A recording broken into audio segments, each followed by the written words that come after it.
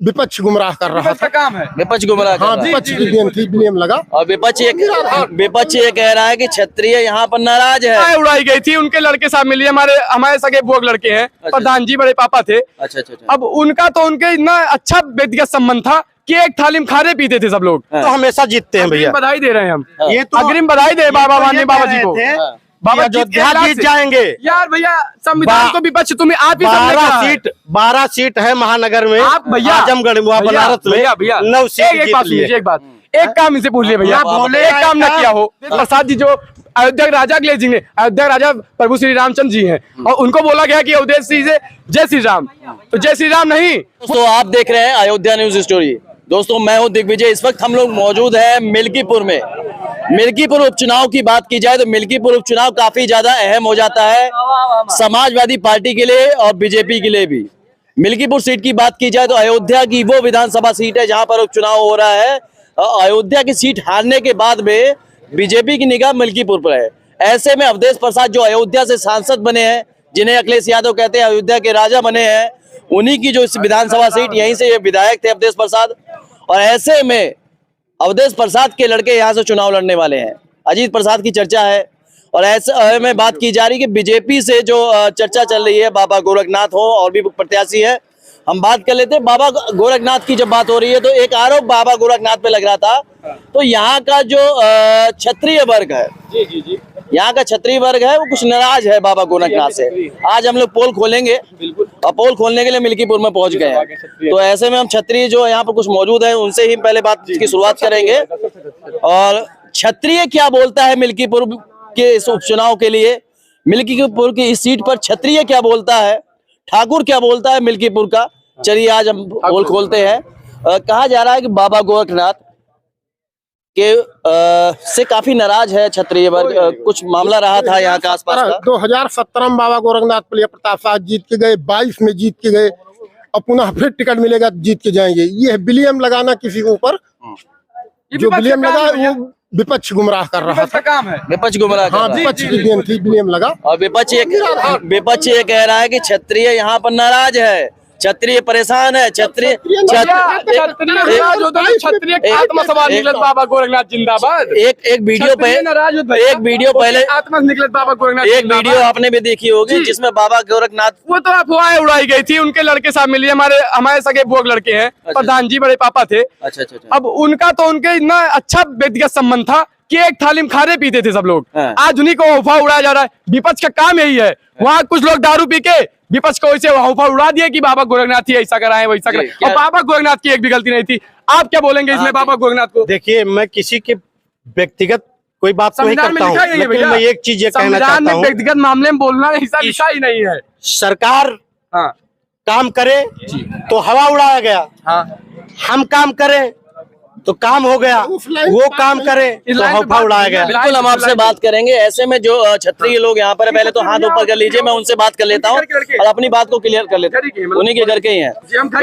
अच्छा, ये आरोप लग रहा है बाबा गोरखनाथ के ऊपर कि काफी क्षत्रिय उनसे नाराज है। नहीं, कोई नहीं नाराज है, कोई नहीं नाराज है भैया। खुला समर्थन है आपकी अपने अपन बुथवा पूरा जिता के भेजे। जैसे सांसद 546 वोट से 1200 वोट में से आपकी जिता के भेजे 1200 हो सके। 1200 बताइए क्या जीत के जाएंगे आपकी मिल्कीपुर। क्षत्रिय क्या सोच रहा है? 22 में बाबा गोरखनाथ जीत के गए थे, 17 में जीत के गए थे, और पुनः 24 में बीजेपी फिर जीत के गई। कहाँ से यह बात आ गई कि फलाना नाराज है, ठाकुर नाराज है? जब नाराज था तब बाबा गोरखनाथ। नहीं, हमारी ही वीडियो में कुछ लोगों ने बोला था, हमने कहा सवाल कर लिया जाए। नहीं, 17 में भी हमारे बूथ 199 200 से पलिया प्रताप साहब से गोरखनाथ जी जीत के गए, और विधायक भी नहीं, और विधानसभा में बैठने का काम किया उन्होंने। और 22 में भी पलिया प्रताप साहब जीत के गए गोरखनाथ जी। 24 में लल्लू सिंह भी जीत के गए हैं, और उपचुनाव में गोरखनाथ फिर से क्या कहेंगे?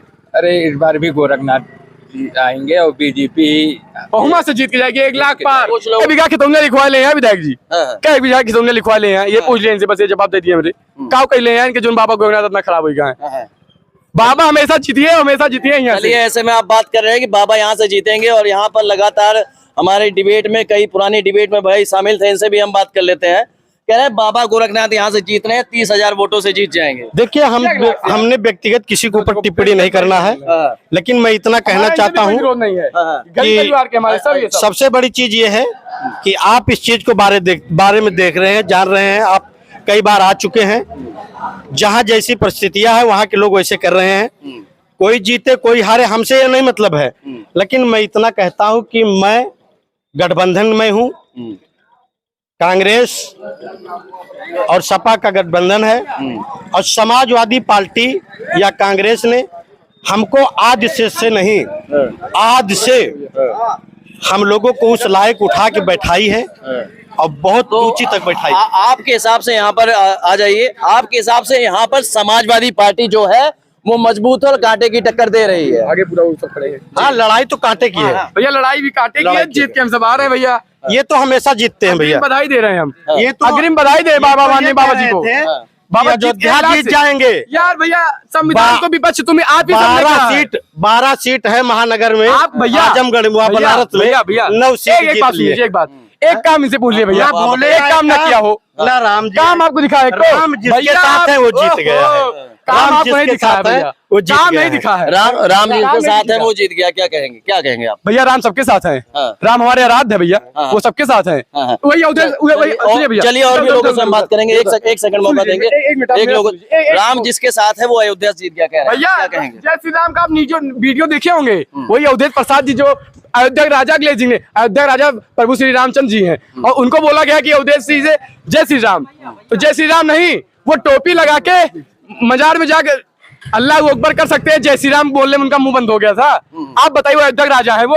आप भी क्षत्रिय हैं जी भैया? ये बताइए, जो आरोप लग रहा है जिसपे हम सवाल कर रहे थे, बात कहीं और जा रही है। जो आरोप ये लग रहा है मिल्कीपुर उपचुनाव से पहले बाबा गोरखनाथ से क्षत्रिय नाराज है, ऐसे में आप क्या कहेंगे? आप अपनी राय दीजिए। क्षत्रिय हरदम जीत रहे हैं यहाँ से, गोरखनाथ बाबा अब की बार भी जीतेंगे। जो नाराजगी थी, नाराजगी नहीं है, नाराजगी कभी थी ही नहीं भैया, नाराजगी कभी थी ही नहीं। 2017 में जीत के गए पलिया प्रताप साबूत से, 2024 में भी जीत के गए, 2022 में, 2024 में सांसद जी भी जीत के गए हैं, और उपचुनाव में माननीय मुख्यमंत्री जी अगर फिर से गोरखनाथ बाबा विश्वास जताते हैं तो फिर से पलिया प्रताप साहब बूथ जीत के जाएंगे, गोरखनाथ जी जीत के जाएंगे। चलिए, ऐसे में एक लोग और मौजूद है, उनसे बात करेंगे। उपचुनाव को देखते हुए क्या लग रहा है आपको, मिल्कीपुर में क्या होने वाला है? मिल्कीपुर में एक तरफा होगा, गोरखनाथ बाबा। ऐसे में कुछ लोग ये भी कह रहे हैं कि बाबा जो है कुछ लोग नाराज हैं उनसे, कुछ वर्ग नाराज है, क्या आप क्या सोचते हो? ऐसा कुछ नहीं है। बाबा इससे पहले 2017 में भी यहाँ से जीत के गए थे, उसके बाद 2022 में भी जीते, 2024 में भी जीते, और अब की बार भी जीतेंगे। जब सवर्ण का विरोध होता है बाबा गोरखनाथ जीतते इतनी बार। और कभी भी बाबा यहाँ विरोध नहीं था किसी बाबा भैया, विधायक जी का हमारे विरोध ही नहीं था, कभी नहीं विरोध था यहाँ हमारे यहाँ से, कब बोल रहा भैया? विरोध होता तो फिर बूथ कैसे जीतते? तो इसको कैसे देख रहे हैं, जो कुछ लोगों का जो कमेंट भी भैया विपक्षी काम का हो, रूमर फैलाओ। आप फाइल देख लीजिए, 2017 वाली, 2022 वाली, 2024 वाली। 2017 में विधायक बने, उसका रिकॉर्ड चेक कीजिए। 2022 में भी पलिया प्रताप साहब जीत के गए हैं, उसको चेक कीजिए, बूथ संख्या 199 200।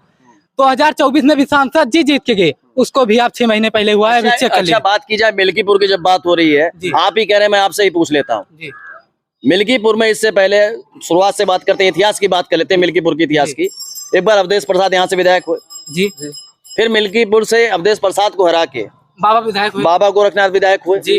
फिर ऐसी क्या कमी रह गई कि फिर अवधेश प्रसाद? कमी थी नहीं, कमी पिछली बार से 3000 वोटों से अधिक पाए थे बाबा।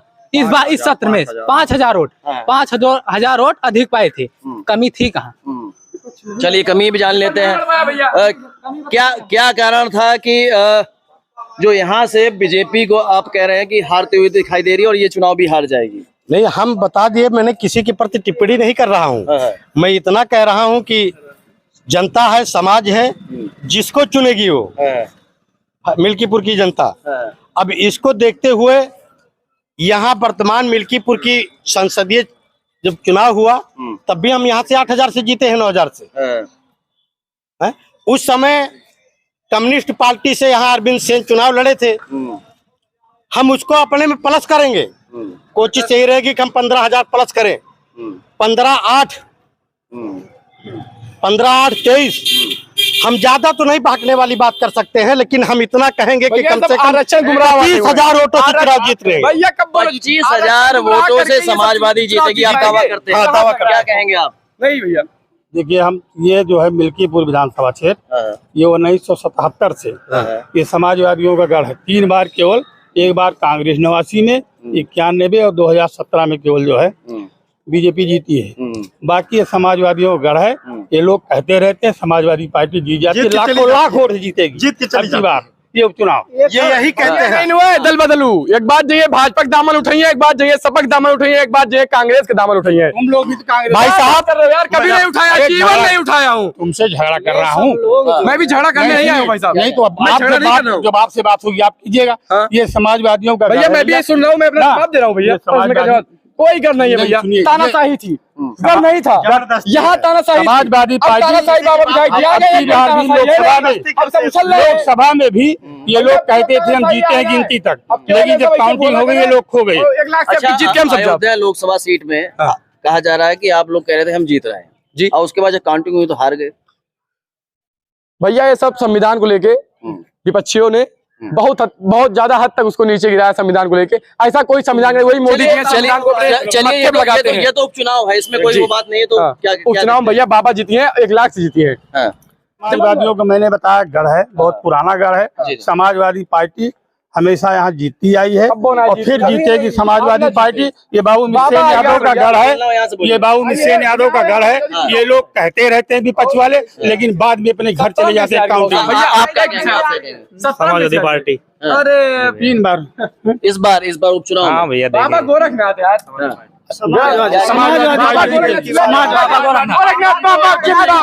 बाबा गोरखनाथ ही जीतेंगे।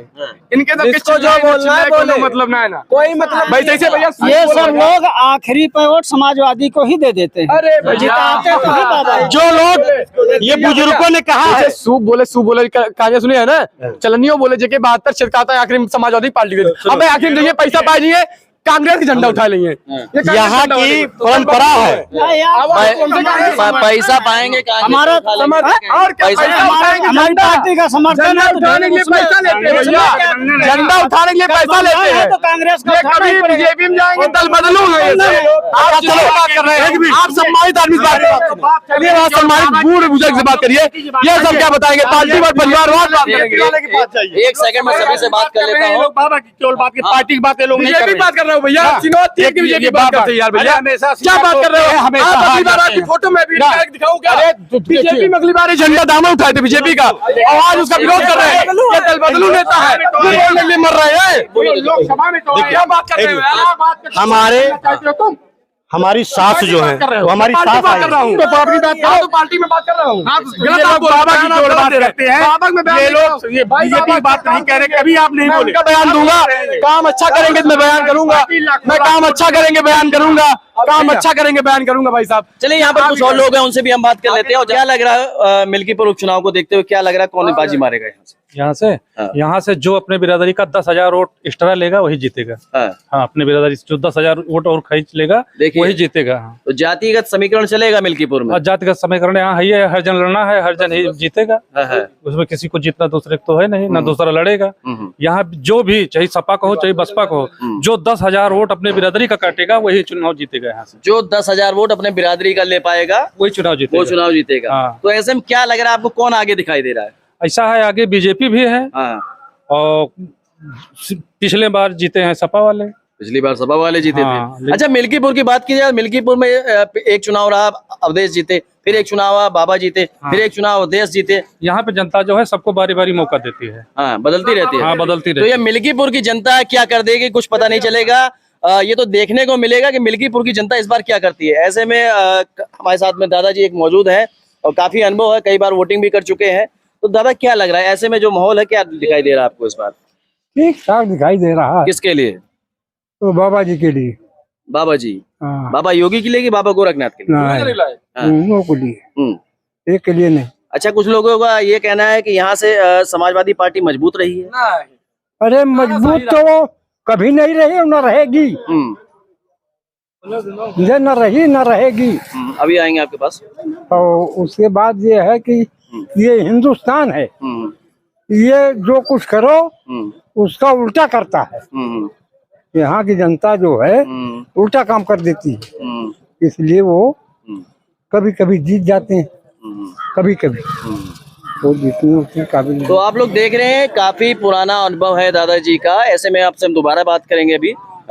दादाजी एक और हमारे साथ में मौजूद है, उनसे भी हम जानना चाहेंगे क्या लग रहा है। दादाजी, मिल्कीपुर आपने कई चुनाव देखा है, ऐसे में इस बार आपको क्या लग रहा है, क्योंकि अनुभव आपके पास ज्यादा है। भैया हम भाईचारा चाहिए देखता है, दुनिया हिंदू मारा जाता है, योगी ऐसा है कि कौन मेर के उद्धार करता है, वो हमारा आत्मा जानता है और खौलत है।